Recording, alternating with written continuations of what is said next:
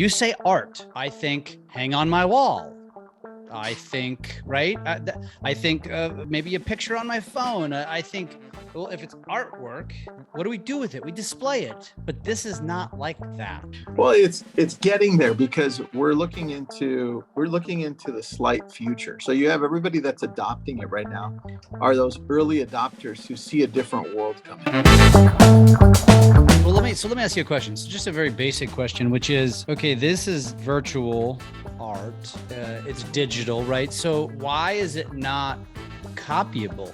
Like, how is that not, help me wrap my head around that for someone who doesn't understand that concept of something just being, you can just copy it. Yeah, you definitely could in a normal world, but the thing is it's tied to blockchain. And when it's tied to something like blockchain, they can see what it originated from and how many times it's traded hands if it was sold. So they know who originated it and which one the original one is. That's the key part to this, right? So it's like if you sold me one hat, right? That's the only hat in existence because that's the tangible product. There's no way of doing that virtually unless you bring in blockchain. So blockchain is what creates the differentiation, what creates the exclusivity, essentially. Yeah, and that's why they had to attach some type of a cryptocurrency to it. In this case, they just attached Ethereum. Did you ever read the article? There was an article about that somebody was trying to explain this, and they used the analogy of a child in a classroom drawing a picture and then passing the picture around the room.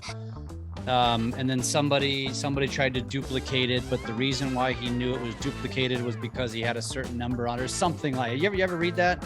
If you did, if you didn't know what I was talking about. I haven't read it, but I can see what you're saying because it's easy to trace on the back end. Dude, it's instant. You can tell if it's a fake or not. That's the cool thing about blockchain. It'll tell you who's owned it, how many times it's been traded hands, and to who. So if it leaves it open to see who. But so you're not, and here's the thing that I have a hard time wrapping my head around. You say art, I think hang on my wall. I think, right?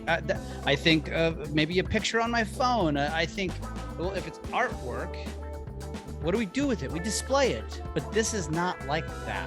Well, it's getting there because we're looking into the slight future. So you have everybody that's adopting it right now are those early adopters who see a different world coming, right? Where you're talking about the metaverse. And unfortunately, that word is being thrown out so easily right now where you're seeing, I'm selling this crap in the metaverse.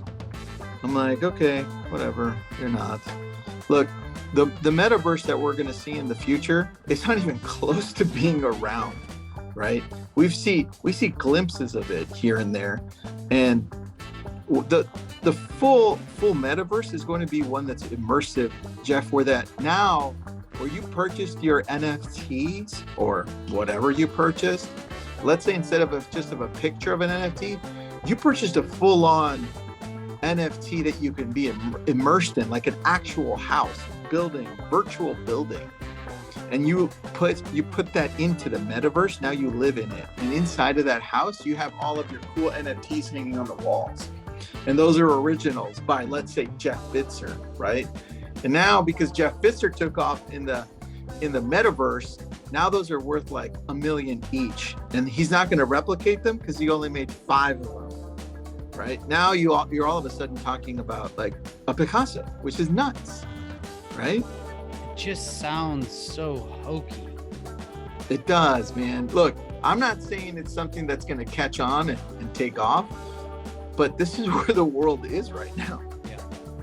No, and it's like Clubhouse. Everyone was like hot on Clubhouse, and then it kind of it found its niche. It didn't die out, but it found its niche. And I would equate it to TikTok as another example of something that everybody looked at and said, that's stupid, that's childish, blah, blah, blah. Now here they are and everyone's adopting. I tend to put my money on certain people. And there's a person named Gary Vaynerchuk that some of you may or may not know. And he's putting his money, he's all in on NFTs. And so to me, that just tells me I need to be paying attention because the guy's almost never wrong with what he's predicted.